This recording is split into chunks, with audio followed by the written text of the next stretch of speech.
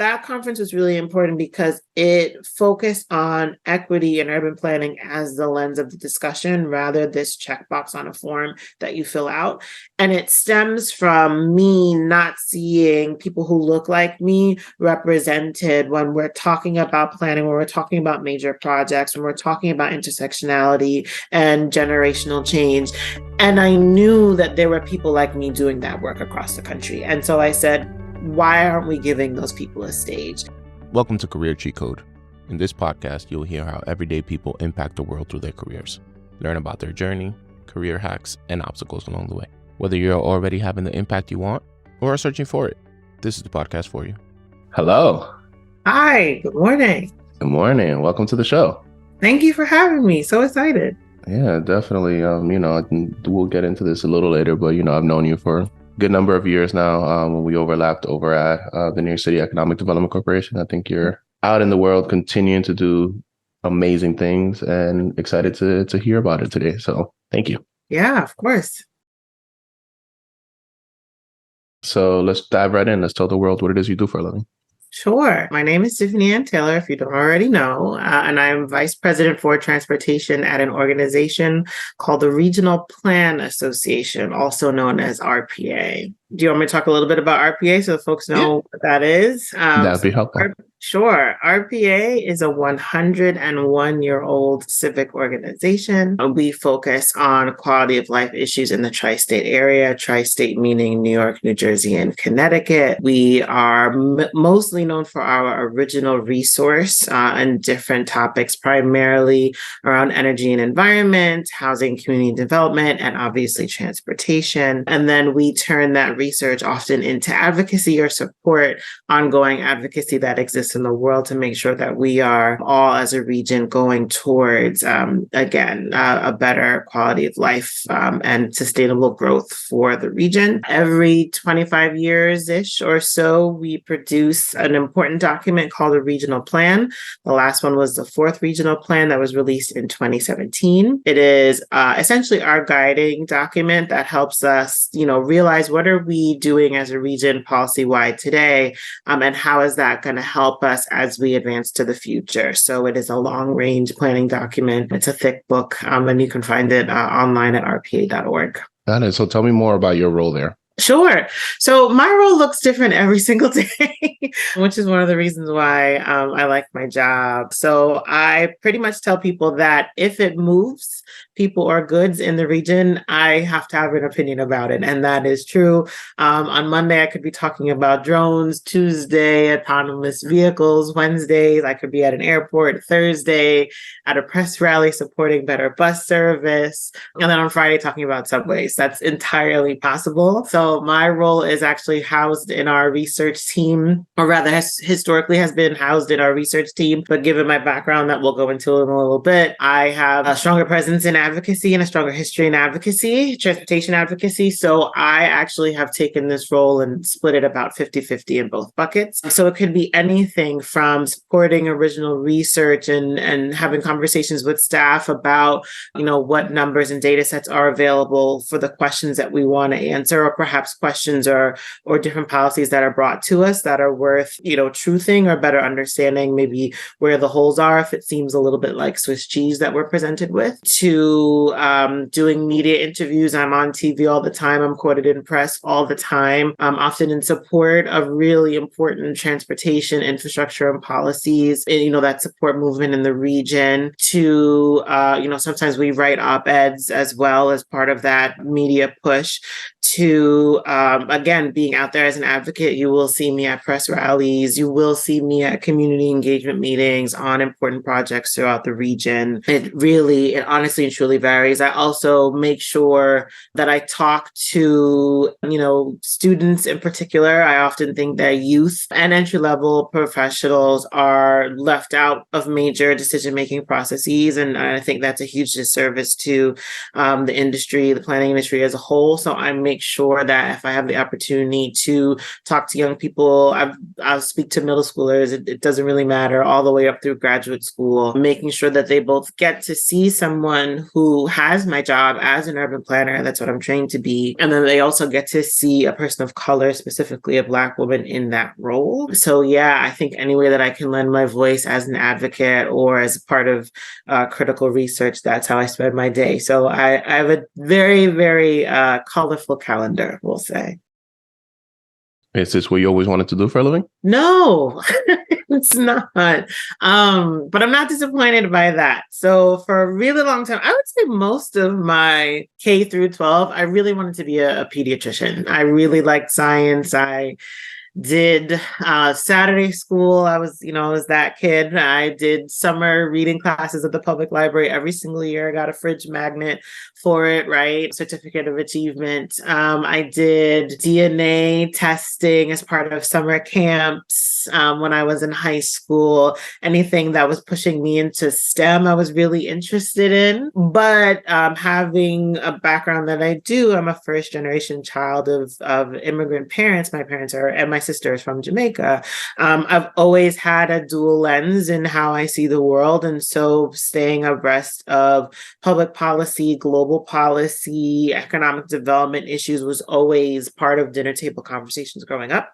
So I mentioned that because while I was really interested in science and technology, I also was really interested in public policy, really interested in government action or inaction, and really wanted to always understand how different countries communicated with each other, fought with each other, and what does that mean for the people living in those places. And so when I got to college, when I got to undergraduate, I still had the idea that I would be a physician. And then I took like freshman biology at school, and I was like, oh, this might not be for me.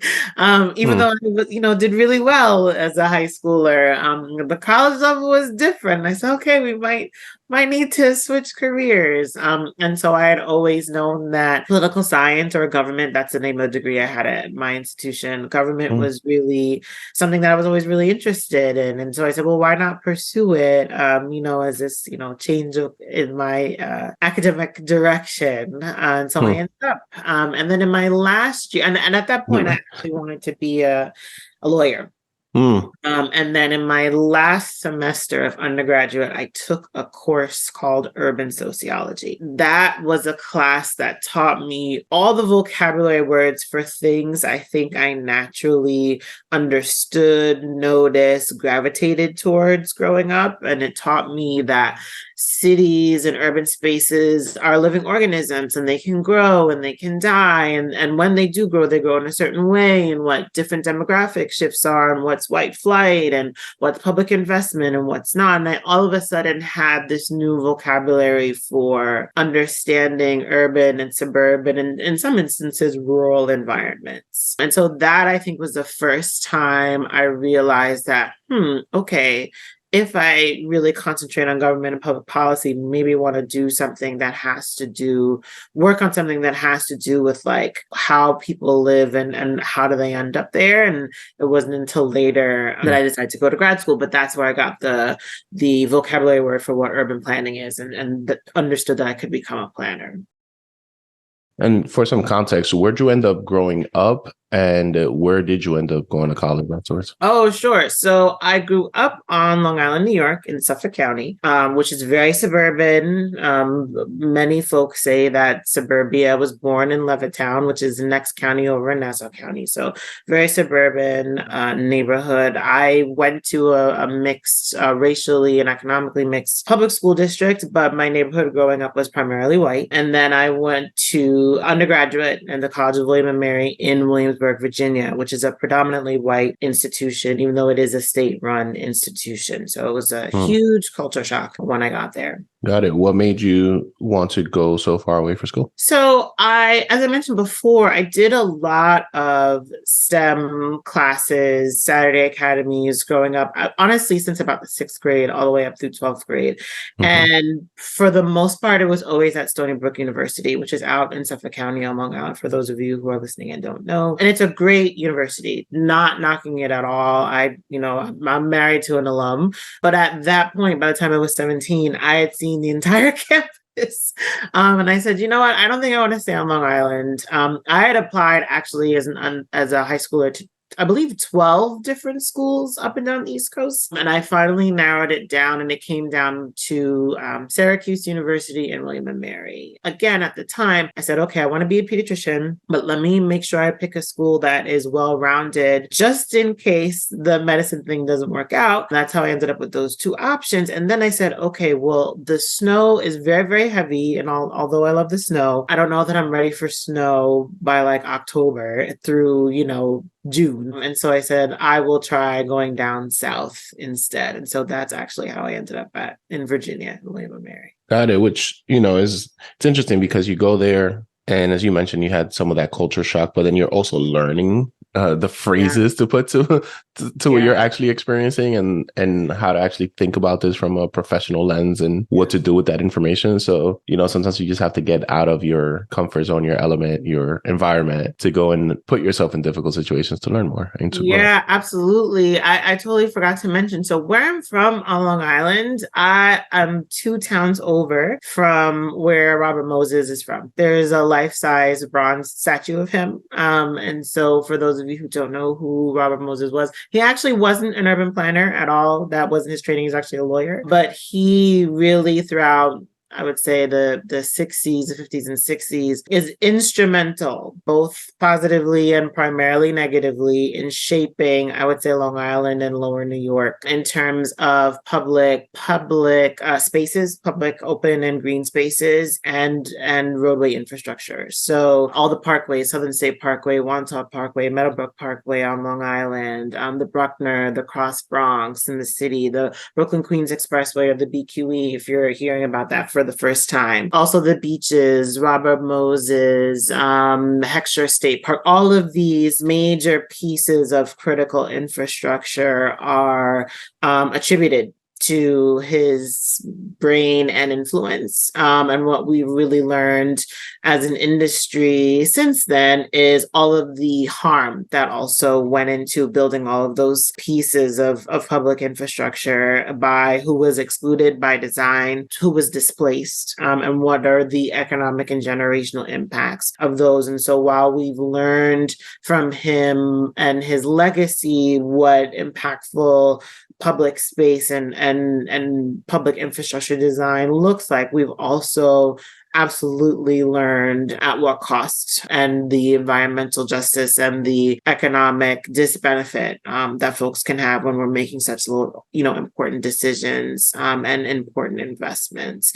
And so I mentioned that because it wasn't until I took that urban sociology class in Virginia, as you pointed out, that I learned more about who that was and why that was important. And then I recognized that, the place where I'm from is absolutely in the history books, and I should really understand more about that if I want to ultimately get into that profession. So you're absolutely right. It took me leaving my zip code to go to a whole other state to understand more about what would ultimately be my profession. That makes sense, and that I think starts to align not only just, as you mentioned, the dinner conversations and your family influence, then some of the summer programming that kind of at least put you on the track to knowing that college was going to be something you did, knowing that being inquisitive and learning more was something that's going to be part of your path, and then going off to college and literally learning about your neighborhood, mm-hmm. Can spark a lot of questions, a lot of excitement, I'm sure, in continuing to do that.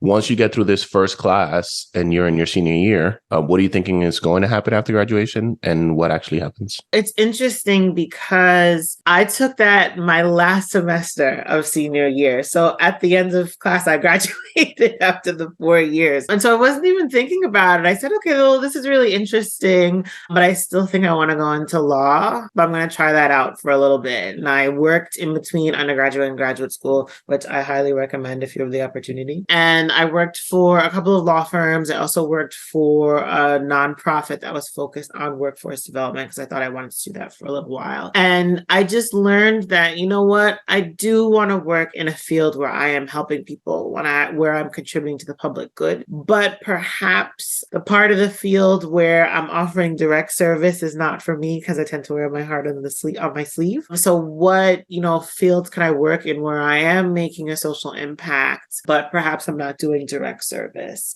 And I actually remember reading a book at the time called Gig, Gig, and it's a huge anthology about it's dictation of people being interviewed about their jobs. And so I remember the first page is a greeter at Walmart, and the last page is literally NASA astronaut and everything in between. And I can't remember if urban planner was in there. I'm pretty sure they were. But the point of it was just reading and understanding what people liked about their jobs, what they didn't like about their jobs. In some instances, they explained like how they got there, whether it was intentional or not. And it gave me a wider lens to think about. And I think that if you are like me, where you are first generation of anything, but primarily immigrants, you tend to be the only person in your family who, is looking beyond perhaps what are traditionally known professions. And so for me, the option was you could be a doctor, a lawyer, a teacher, a nurse, maybe an engineer. My sister is actually a lawyer, so we at least checked that box. But I was kind of limited initially, or I thought I was limited in terms of what could my profession be. And so reading that book gave me other things to really start thinking about, and it made me inquisitive to learn, okay, well, what type of education do I need beyond a bachelor's degree to do this thing? Do I need to sit for a licensing exam? What type of salary do folks make? What type of industries do they work in? Are there schools where I live that have that degree? So it at least got me thinking. And at what point did you actually decide to fully commit? As you mentioned, you were, balancing a few jobs, like you were balancing jobs, right? And you were still thinking about the next step, and you were still in the legal field, but trying to figure out how to pivot into this thing called urban planning. At what point did you actually make the shift, and what did that process look like? Sure. So I like I said, I was doing a little bit more reading, and then I just realized like, hey, I think I want to learn more about what this urban planning thing is and dive into it. And I did a little research, and I knew that I wanted to. At this point, I had come back to the New York metro area. I was now back on Long Island from being in Virginia, and I realized that whatever graduate degree I pursued, I wanted to pursue it in New York City. I knew that, and I knew I wanted to work in New York City too. So that's how I narrowed it down, at least geographically. And then I said to myself, okay, are there schools in New York City, or at least nearby, that offer this degree? Yes. And it's primarily Pratt Institute, Columbia University, Rutgers University, NYU, and I think Cornell now has a downtown campus, but at the time they didn't. And then so upstate, it was like Cornell and Buffalo.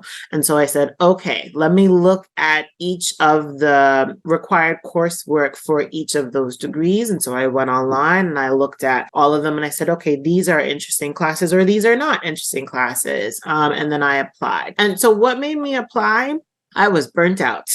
I was really burnt out in my job. And I was burnt out both because of the amount of work I had, but also the fact that I knew instinctively that this was just not the type of work that I really wanted to do, even though it was really helpful. And so I decided to figure out, okay, do I need to take the GRE? Or do I need to take a GMAT? Yes or no? What does that mean? What is the timeline? When can I start apply? Should I apply for the fall? Should I apply for the spring? And I figured all this out. And even at that time, I had the luxury, which I know not everybody does, but I had the luxury to switch to working part-time while I studied to take the GRE, right? So I even had that type of calculation so I could really prioritize getting into graduate school. And so that's how I made it there. And I'll even share. So I applied to essentially all those schools that I listed. And I got rejected by all of them except Pratt. I was actually waitlisted at, which is really funny because that ultimately became the school that I went to. So I wanted to share that because you might look at my resume today, and I'm even a visiting adjunct professor at Pratt as well.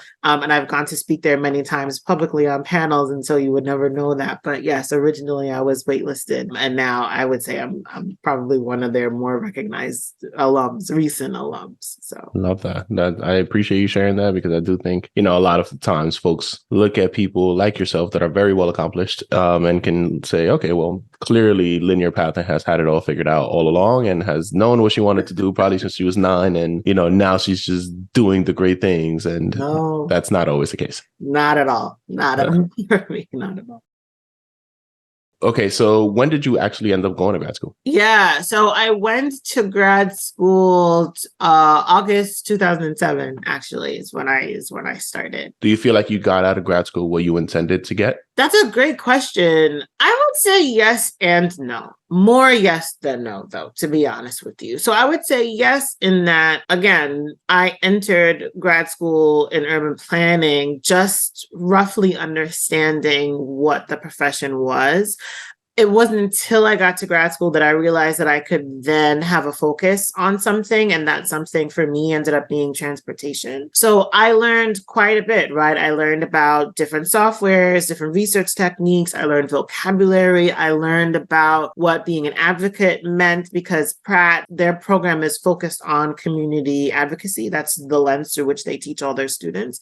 And I really appreciate that. But I would also say no, because although they are primarily focused on community advocacy, there are some deficiencies in the program, in my opinion. And one of those deficiencies is there aren't a lot of transportation planning classes. There's actually 3. One is a full-time, and the other 2 are mini courses. They're really only 6 weeks. And I took all 3 of those courses, and the course that I teach is now one of the mini ones on transit equity. And you might be asking me, well, why is that a deficiency if it's not a transportation planning focused school? And I would say transportation is the one thing that weaves through everyone's life. It doesn't matter if we're talking about business class on an airplane or we're talking about riding your bike on the sidewalk. Transportation weaves through everyone's life. If you are an urban planner focused on housing, you need to understand its proximity to transportation. If you're talking about community development, it's the same thing. If you are an advocate, you need to understand how transportation sometimes can be that flashpoint, as we are seeing as a more visual representation of social injustice, particularly in this country. Often it can start with a traffic stop, which is an aspect of transportation, right? Or maybe fare jumping, it's an aspect of transportation, or how transportation can be used to mobilize or create stages for advocacy, right? And so you can organize a march and shut down a street. Right. And the street is a space where transportation happens. So I think it's a disservice to not really require planning students to go through that program and not understand how transportation should and does intersect with the sectors that they are focused on if it's not transportation. So I would say in that way, the program, was deficient for me. That makes sense. And, I think it's interesting because you have one of those careers that understandably so you need to have that background and that education in order to have the roles that you have, right? Like I have a master's in public administration. I don't need that to do my job. But you would want your urban planners in city government, in state, federal, to have that background and to really be like certifiable folks that have a baseline understanding of things to make decisions. I can certainly see how going through the program and even being part, and clearly, you're an advocate for the school, you're an adjunct professor in the school, you see the value in it and you see ways to improve that so that folks come out of those programs more equipped to continue to make the impact that they're seeking to make, right? So, I think it's such a fascinating field that you're in because you kind of need it. like it's like versus mine, right? Like you need it and there are ways to make it better. Right. Yeah. And I think, it's always important, and I make sure when I'm talking to students specifically, I say this line: transportation has generational impact.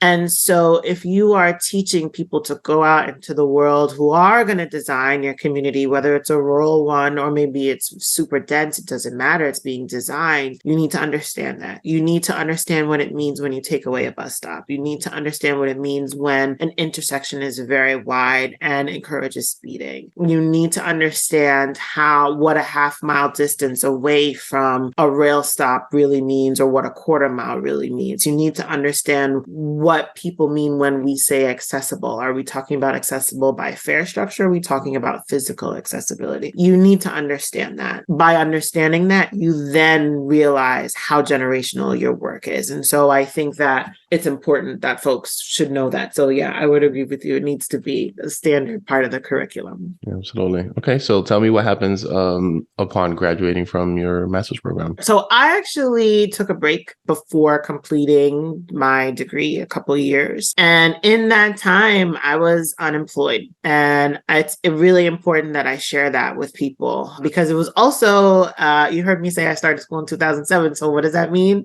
We came upon the recession, right, in 2008. And so it was a hard time to essentially be a planner who didn't have architecture or engineering as a background, right? Because if you're an architect or an engineer, when you tend to have those technical skills, some folks would argue, but you typically don't have trouble finding work, right? But when you are perhaps on the policy side, like I am, it can be a challenge. And so I was unemployed. Ultimately, I went to work for a shoe store because, got to get money in the drawer. And there's no shame in that. But I'm sharing that because, again, I want folks to understand, especially younger folks, to know that these things happen in life. It is not a strike against you or your intelligence or your ability. And that, as you mentioned earlier, the path to success or advancement is not linear. It often looks more like peaks and valleys. And some of that was a valley. Then I decided to go back to school just to finish my thesis because that was all that was left. And while I was doing that, I had the opportunity to circle back from an internship that I had actually done when I was in graduate school. So I had the opportunity to do an internship with Suffolk County Planning and Economic Development, and that's the county that I'm from on Long Island. And then fast forward to when I was looking for work, they then had a full-time position and they called me to interview for that. And so that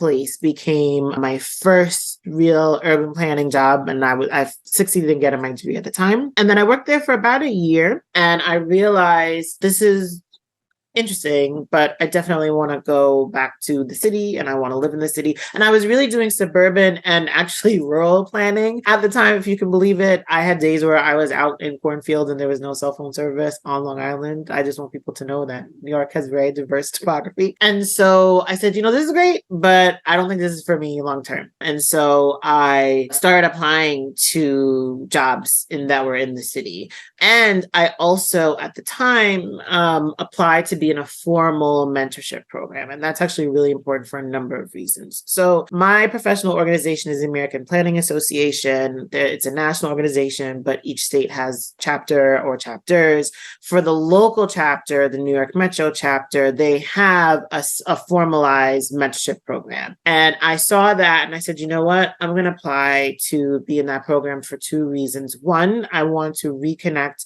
with folks who are living and working in New York City. And two, I would really like to find another Black female planner because at this point, I still had never met anyone who looked like me doing the work that I was doing. And this was 2015. And so I applied and I put that in the application. I said, listen, I can spit and find someone who's a white and a male planner. I don't need that.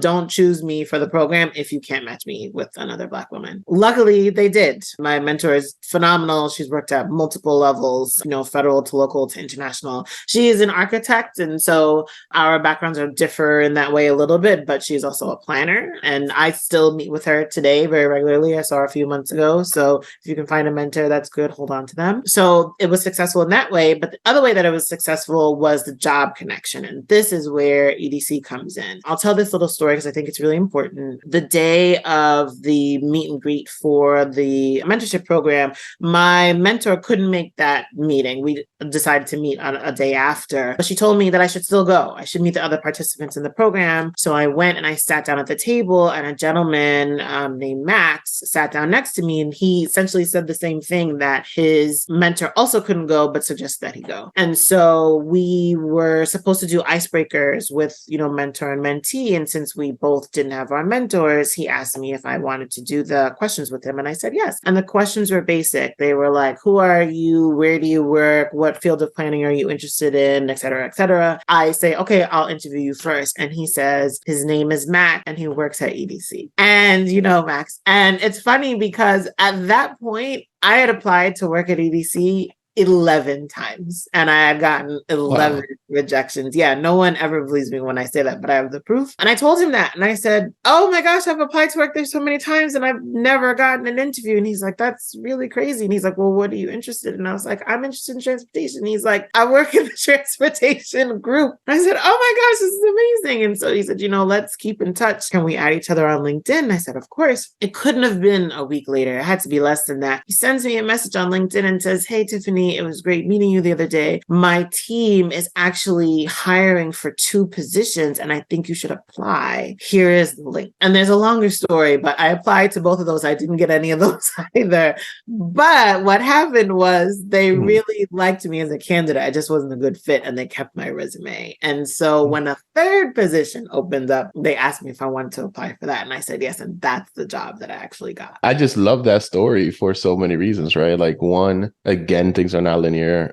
Just because you make a connection doesn't mean it actually materializes something immediately, right? No. And I also think Max is one of the most brilliant people I've ever met, right? Like, literally my first had to be like my first or second day at EDC. Yeah. I walked down to the transportation team and was just amazed by the brilliance of the folks over there. Like I tell Max all the time, he actually started like writing on the wall, like some notes and like just explaining to me all the work that the team was doing. And in my mind, I was like, I came to like watch a beautiful mind right now. Like this is just like, and I'm just with his left hand and everything. I was just like, what is happening right now? These folks are thinking about freight movement in New York City and things that I grew up in New York City and I never had to think about how freight moves in and out of the city. I never had to think about how different projects impacted my life in New York City and how the folks in this building were actually helping to shape that, right? So that was like one of my first exposures to that. But I really, also appreciate your story in that it led to ultimately, because you put yourself in a mentorship program, and we're very intentional about that, it led to a connection that you couldn't have foreseen at the moment, right? And it ultimately led to EDC. So tell me about this position. What were you tasked with doing and how did that work? Sure. I think that's where all the craziness started. I laugh, or Radhy and I laugh, because there's no easy job at EDC. None of them. I think it's actually by design, but I definitely cut my teeth there, as the saying goes. So I worked on the transportation team almost 4 years, for about 3.5 years before I left. And I worked on the passenger side, interestingly enough. So that team was split into passenger and freight. And for those of you thinking it must be like a 100-person team, it wasn't. There was like 6 of us, which is really crazy given the responsibility of that unit. And I, again, did anything. Each day could look very, very different. I often had very complicated projects. And that's because by the time a project typically gets to EDC, that's a transportation project, and that entity is not a transportation entity. It's there because the other transportation agencies, for another reason, probably can't either implement the program, or there's a time limit that they won't meet, or there's a access to budgeting issue, or maybe the money needs to run through EDC, or the stakeholders are challenging. Like there's usually a complicated, often political reason why something lands at EDC. And then in a few instances, we would work on projects that were forward thinking and not reactionary. And when you're at EDC, you tend to have the opportunity to do that compared to the city agencies themselves, which are operational and often more reactionary. And so I worked on projects that really only existed on paper, to be quite honest with you, that were centered obviously around economic development. For those of you who don't know, that's the ED in EDC's economic development. And so really I learned more about the linkages between transportation legacy projects and economic development in different neighborhoods throughout the city. And so, that was my time there. I primarily had work on the North Shore of Staten Island, in Brooklyn and Queens along the waterfront, and at College Point in Queens, and Morris Park in the Bronx primarily. And then internally, if I needed to support on another project, the transportation team kind of served as like an internal transportation consultant to that project. So I also worked on like Sunnyside Yards development and some other projects here and there. And then after that, I went to. Can we actually stay in New York City Economic Development Corporation? Sure. Just because there are so many different types of projects that you could be involved in. Any highlights, either directly through your portfolio or other things that materialized while you were at EDC that are worth noting? Oh, shoot. I'm forgetting something big that happened while I was there. I worked on it's interesting. I have a million stories, but I'll say this one, Sunnyside Yards. And it's interesting because the Sunnyside Yards project is massive. And the project team internally was like 6 different departments. And I was responsible for managing a sub-project of a subtask of the major project. And it was basically to figure out if a commuter rail station could be feasible at some point in the yard. And why is that important? So it's important because, as I mentioned, I am not an engineer. I do not have any engineering background, but I'm really good at project management. And I'm really good at what I call translating between the folks who do have that tech expertise to community stakeholders, elected officials, and senior staff. I'm very good at presenting and translating ideas. And those are, I would say, my strengths. And I was put in charge of maybe like a 6-person team of rail experts who were all lovely. And they were all men who honestly had been working as rail engineers longer than I've been alive on planet Earth. And so it kind of sounds like a recipe for disaster, but I promise you it wasn't. It was actually a joy to work with those gentlemen. And it taught me a lot about the level of influence that EDC had at the time on that project. It taught me a lot about what it means to be able to talk to a colleague in their language, right? Like when you're speaking to engineers, they're using very technical terms. And so it's important to be able to break that down and again, be able to translate that back to the average person. And I think it was also a really important reminder that leadership and for sure, age have nothing to do, project management and age have nothing to do with your ability to be a leader and your ability to manage staff, in my opinion. And so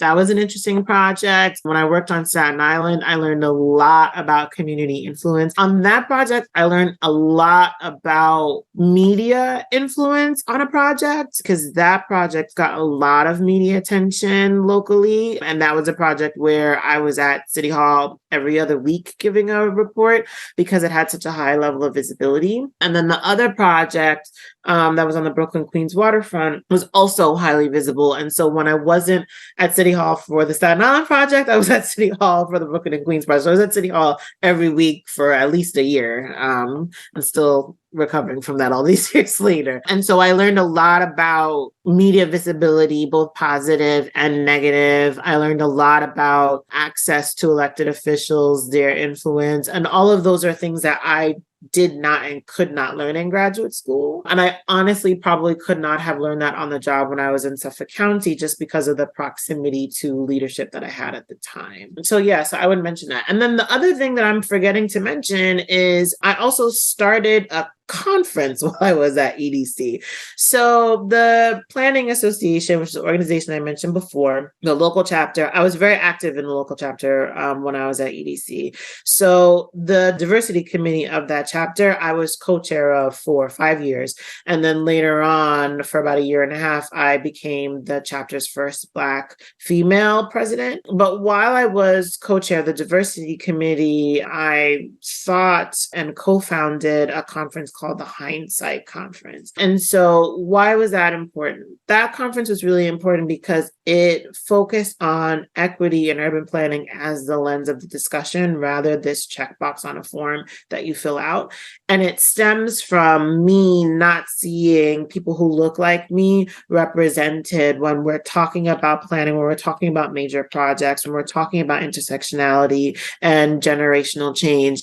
And I knew that there were people like me doing that work across the country. And so I said, why aren't we giving those people a stage? And so maybe that's the conversation for another podcast, but I'll at least give people the website so they can look themselves. It's Hindsight Con, C-O-N, like Comic Con, hindsightcon.com. All of the conferences from the 5 years that it ran, the audio is there, the program materials are there, the theme for each year was there. And it was really an intentional project. The vendors were all only MWBE. The physical location of the space was really important. The intersectionality of the panel discussions, who got to be on a panel, why. You just learn so much about what it means to truly be inclusive in a space that isn't always, and in certain instances by design isn't. And so I did all of that while I was running my full-time job at EDC, and I was able to leverage the influence that you mentioned that EDC has and the brain trust that EDC has in developing that conference. And that was also a really great opportunity for me to exercise all sorts of leadership responsibilities that I wasn't getting in my traditional role. I remember when you started this, and I was like, what do you mean you're just starting a conference like that? I was just so confused. And at first I thought it was just like an EDC thing. I'm like, oh, is this a thing that we've done? And like folks had to like explain to me, like, no, she just thought of this thing and now is seeking support from folks to like make it work. So can you talk a little bit about that process of making it come to life? You mentioned co-founding. So like, how did you find others to help you kind of bring this idea to life? And you had a good amount of attendees over the last over those years, right? Like that was like a lot of folks. People. Yeah, over 1,000 people. We have folks from different countries come in. Yeah, so I used my position as co-chair of that subcommittee as leverage within the organization. And then I used my position as the only Black female planner at EDC at the time as other leverage and my access to the president's office. And I'll explain all of that. Yeah, so with the committee, I was already in like-minded people. So my co-chair at the time, their name is Giovanni Tierra Christie. They now live and work in California. But at the time, they were working for HPD, so Housing Preservation Development for New York City, also as a planner. And obviously their focus was housing. And they shared the same exact sentiment as I did. And they supported me in my lofty goals of literally creating a conference out of nowhere. And we co-led the committee, and we shared the idea with the committee, and everyone was behind it. And then we just figured out how to go. I was thankful that G had experience in planning conferences in the past, but a lot of it was learning on the job and also learning from our experience as planners, in which you have to plan community events, right? Like, what does that take? Who do you invite? What are the steps, et cetera, et cetera. So, we didn't completely start from scratch, but in terms of the idea, yes, we did. In terms of for me in the first year, and this is 2017 now, the first year was critical for me to get EDC to support my initiative for a number of reasons. One, I wanted to make sure that I could support this cause while I was on the clock. I had other stuff to do, but I also wanted to be paid while I was doing this work. Two, I needed funding, and I knew we had it. It was just a matter of asking the right person.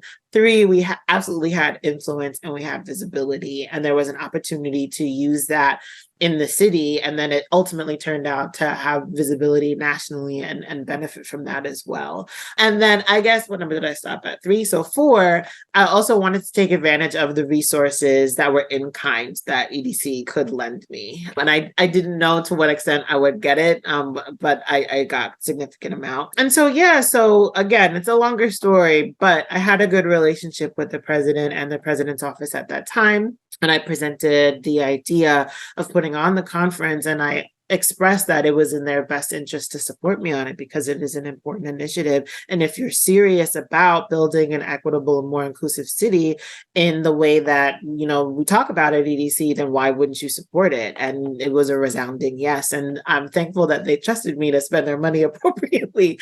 And so I just moved forward. And really what Radhy is talking about is, he worked in a completely different department, right? Government Community Affairs. But I had friends in different departments departments, also because we worked collaboratively as a unit, and I shared my ideas. And when I shared my ideas, I found other like-minded people on staff who wanted to help. And sometimes the help was, I will help you print out programs and fold them. Sometimes the help was, I will give you my staff for the day. Sometimes the help was, I will drive you around, or I will mail these things, or I will take out the trash. Like, I was blown away by how many people at EDC wanted to help me once I shared this idea that I had and that I was going to do. And then, of course, having the backing of the organization made that also really possible, because they also got to count it as time on the clock as well. So yeah, that was a pivotal moment in my career for sure. And it, like I said, it ran for 5 years. I was even able to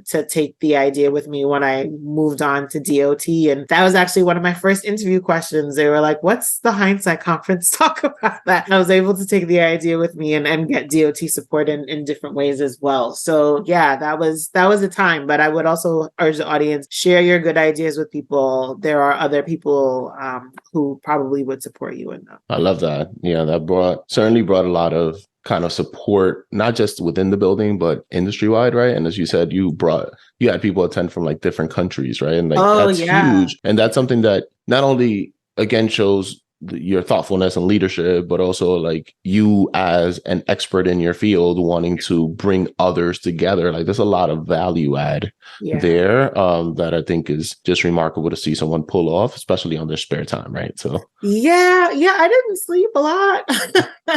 There's definitely sacrifice.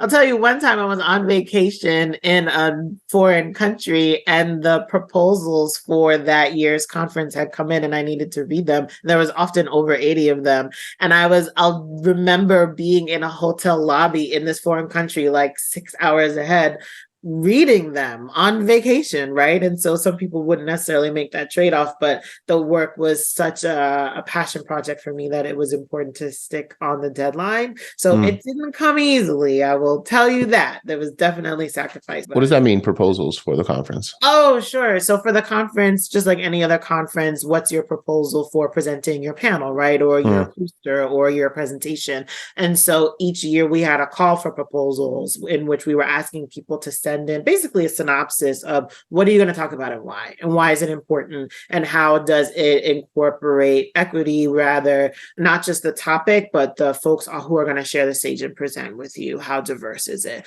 And so those were usually 3 or 4 page documents. And I know I said short, but planners often write a lot, but those were 3 or 4 page documents that we got every year. Usually we got about 80 of them. So 80 times 4 pages that's how many pages. And so it required the team to read through, the proposal team to read through, but it also required leadership to read through. So G and myself had to vet the proposals as well. Got it. So I know you said you took that and that was part of your interview process for your next role. So tell me about stepping into another, well, actually this time a formal city agency. EDC is a quasi-government agency. So the Department of Transportation, tell me about your role there and how that was different, and what made you want to make that move. So here's another important story I'm going to tell you all who are listening about the power of networking. So what you heard me mention when I was at EDC, that one of the projects I worked on was on the North Shore of Staten Island. It was very visible and often contentious, right? On every project I had at EDC, I always had a New York City DOT or Department of Transportation counterpart. And that's often because EDC, except for ferries now, doesn't run any transportation system, right? And so I always had a DOT counterpart. At DOT for this project, I had a counterpart in the traffic and engineering department. So anything having to do with reading the consultant's engineering outputs or signal timing, she was my go-to. She went on maternity leave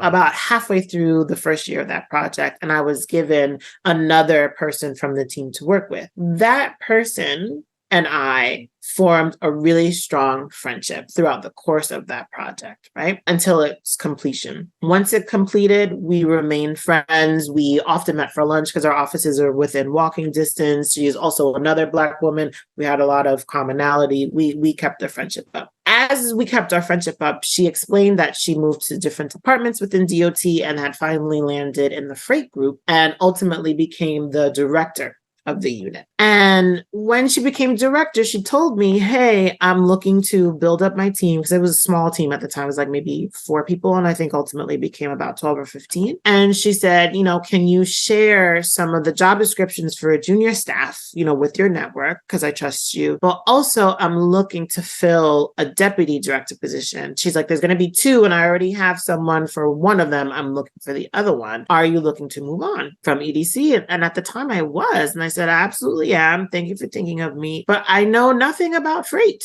I was like, that's the other half of my team. I work in passenger transportation. And I said, at the time, the only thing I know about freight is that if I order from Amazon Prime, I will get my package in 2 days or less. I remember saying that to her specifically. And she laughed at me, as she often does. And she said to me, that's not a problem, because if you remember, I'm an engineer. And she's like, my boss is also an engineer. And so the technical stuff, I can both teach you and I can supervise you on, right? So don't worry about it. What I actually need you for is your relationship management ability and your ability to navigate policy and political strategy. She's like, having seen you work on Staten Island, I know that you are who I need for this role. Right. So she saw a strength in me that I didn't even realize I had at the time. And she wanted me to apply for this role. So I applied for the role, of which the first interview question was, what is the Hindsight Conference? But I went through all the proceedings and I got the role. And so I left EDC in 2019, February 2019. And then I joined DOT March that same year. And it was interesting. So I stepped into a deputy director role. It was the first time I officially was I was officially more senior management. At EDC, I didn't manage a team. I managed a team in planning the Hindsight Conference. And that was 25 people every year. But this is the first time I was being paid to do it. So I had a team of about 5 people. And it was a really interesting experience. I will tell you this, it's still the job where I had the most work. I thought I had the most work at EDC. Absolutely not. I had so much work at DOT, a lot of responsibility. I was a deputy director for freight policy, planning, research, and education. It was a long, ridiculous title. And my job there every day was also very different. I had days where I was presenting at a conference. I was fielding a call from an angry elected official. I've had days where the mayor did not like a tweet about something happening in a street at DOT, and I had to be the one to answer the tweet because our public affairs folks didn't know what to say. I've had that derail my entire day. I advocated for truck safety and compliance. I often met with different private sector industry folks. There were days where I was physically on site taking pictures because signage didn't work. And there was also a really sad part of my job where I had to read police crash reports anytime there was a crash that involved someone being seriously killed or injured by a truck or a large vehicle. And I had to read those reports because we needed to understand if the crash was a result of something that DOT had the ability to change for the better, right? And that was definitely a part of my job that no part of graduate school could prepare me for. And at times, unfortunately, was very sad. So yeah, all while managing a team and all while still being responsive to my direct manager and ultimately senior management and the commissioner, and still running the Hindsight Conference. Of course. Yeah. You see, so yeah. You mentioned some of the more difficult parts of that role, right? But I think for us, there lies the interest. Like that is someone's job to do that and to think about things that we typically don't, right? Like there are times when you see people take a stand in their community and say, no, this intersection needs a stop sign, needs a little turn signal, needs something. But without that happening or before that happens, there are people paid to actually think through that and look at intersections and look at incidents and try to find solutions in that way to be, while it is reactive, preventing things in the future. And there's a lot of proactiveness that goes into that as well. So, I think it is fascinating. And I think we're fortunate enough to have folks like yourself that are not only thinking about it and not only doing the work, but, that you also apply an equity lens to everything you do. So appreciate it. Yeah, thank you. And I think I would add that, I probably couldn't have purposely timed it better, but I also did that job once COVID started. So you heard me say that I started in 2019, but I left in 2021. And so that means March 2020, right, is in there. And the point that you just made is a really important one because it was a very difficult job, or became a difficult job, because while most people, their work essentially stopped. I know many departments in DOT, their projects went on hold, but mine grew exponentially. Why? Because we were on lockdown and now we needed to order things online. And so how do things get to you when you order them online? The last stop, or the last mile, as we call it, is often by truck. And 90% of goods coming in and out to New York City is by truck. And so my responsibilities went up substantially, and my teams. And so now we were in even more conversations than we could even think to be in, all while managing a pandemic.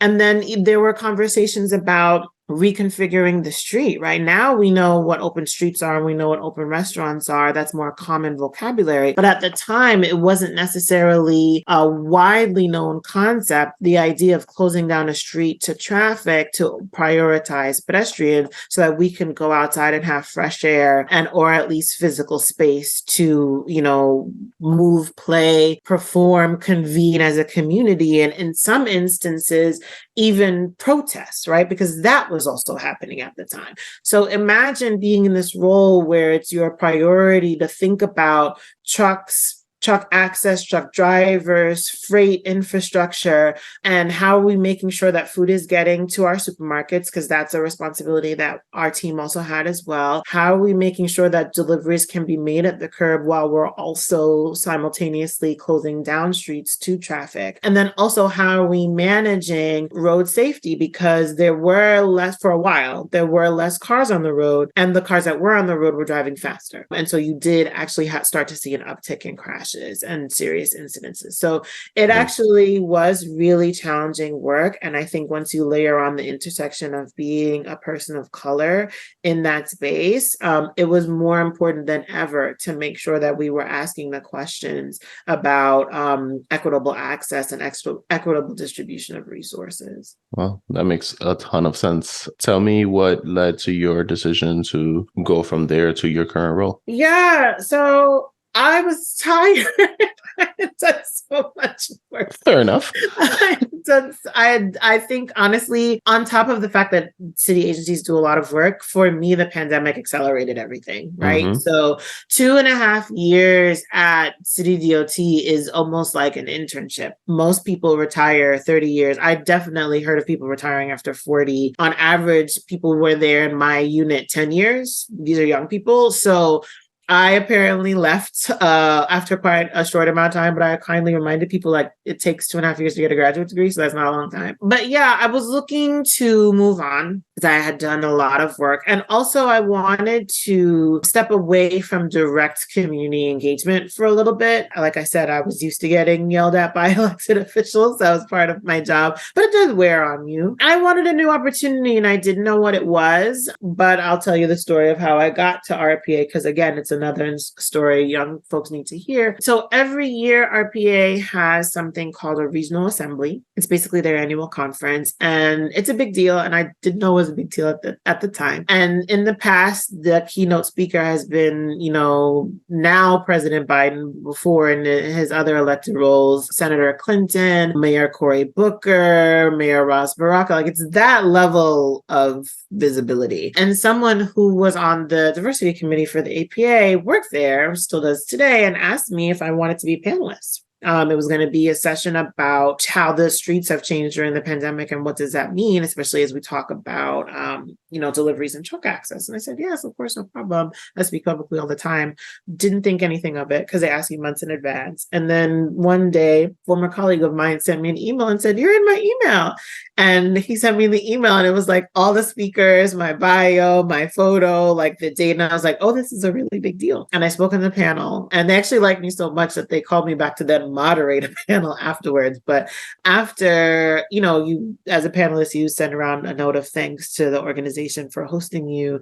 And the president, or now my president, sent me a note and said, I'd love to talk to you. I have a bunch of freight questions I didn't even think about before. So we scheduled some time to talk. And he told me on the phone, he was like, I don't know how we've never crossed paths before, but you are amazing. Where have you been hiding? Like the way that you explain things and your energy is just really, really exciting. Are you looking to move on for your role from DOT? And I said, yes, I was. And he said, okay, well, I'd, like to talk to you about starting an interview process with us because you should work here. I obviously went through the traditional route. I met more staff and I had a series of interviews, and then I landed the job. And the job wasn't posted. The role had been vacant for 2 years, almost 3 years. And so they were getting ready to, but it hadn't been officially posted. But I was the person that they had in mind. So yeah, I took the opportunity to think a little bit bigger beyond New York City. And it's my first role in senior leadership. I'm part of senior staff. So yeah, that's how I got to RPA. I love how a lot of times the universe just kind of comes together at the right time. And because you put yourself in situations to be seen, the universe kind of listens, right? And makes that happen. So I love that. Yeah, sometimes you have to say yes to things and they pay dividends. I've had a few instances this year where I said yes to a speaking engagement and months later it's still paying dividends. So yeah, you have to be seen sometimes. I am a big proponent of not having to be broke to have impact in the world. So would be helpful to understand as a range with someone with your years of experience, how much money can folks make in this type of industry? I would say if you're starting out, I would probably say on the low end, maybe 52,000 to I'd say 70 in your first few years. After a number of years on the job and definitely experience as you're approaching 10 years, definitely start into, obviously this is, New York City region, but you start to get into 100,000. I would say 100 to maybe 150. And I'm really speaking from more so the public sector.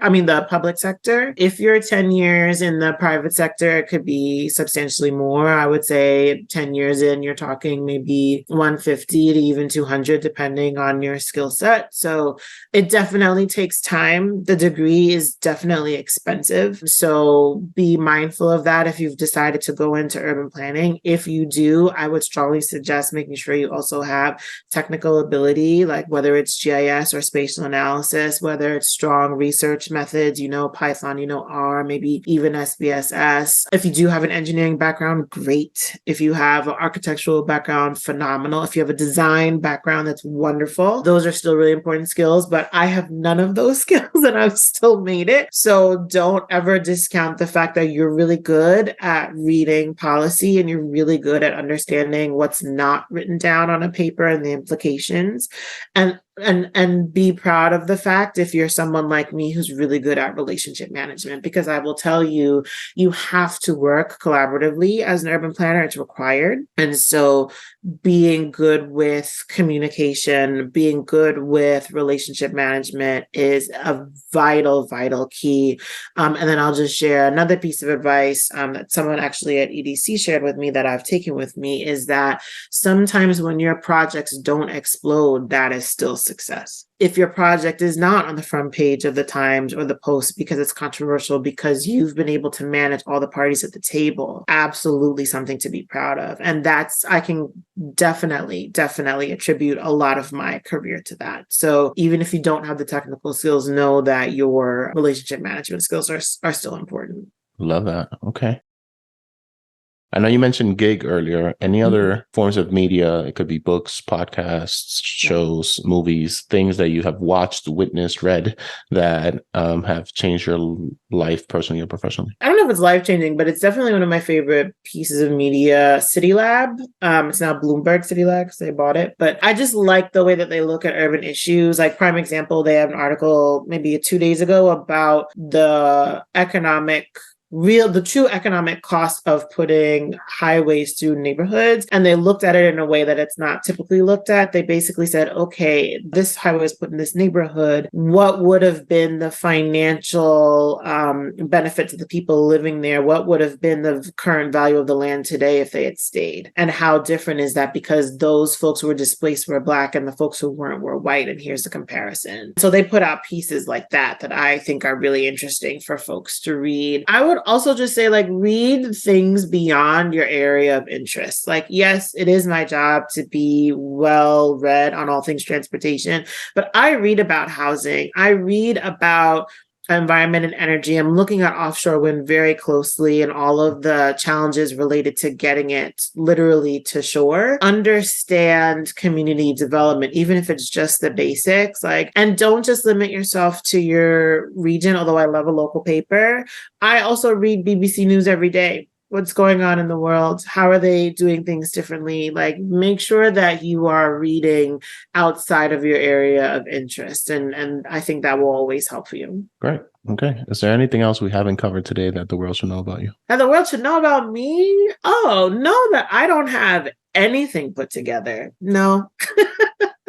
Nothing is neatly put up in a package. I have an idea of where I want my career to go, but I'm open. I would just say, as you're making new friends, as you're making new workplace acquaintances, make sure that you are investing in those relationships when you don't need that person for something. I think that it is highly undervalued that people don't realize that the thing that's making them uncomfortable about it is that you tend to reach out to people when you need help. No, I don't need anything from you, Radhy. I'm more than happy to do your podcast. This is how you build the relationship. This is how you build the trust. And people will remember that. I have people who I work alongside now every day who were my interns, right? So people will remember the way that you've treated them. So make sure you're investing in relationships with people when you don't need anything from them. I love that. On that note, thanks for coming to the show. I appreciate it. Thank you so much for having me. And I'm just happy to hear that you're doing this and that you've chosen me to speak to. But I hope folks find it very helpful, if not inspiring, from today's conversation. I don't foresee any other option. So thank you. Great. I hope you enjoyed this episode. If you did and believe on the mission we're on, please like, rate, and subscribe to this podcast on whatever platform you're using, and share this podcast with your friends in your networks. Make sure you follow us on Instagram and LinkedIn at Career Cheat Code, and tell us people or careers you would like to see highlighted. See you next week with some more cheat codes. Peace.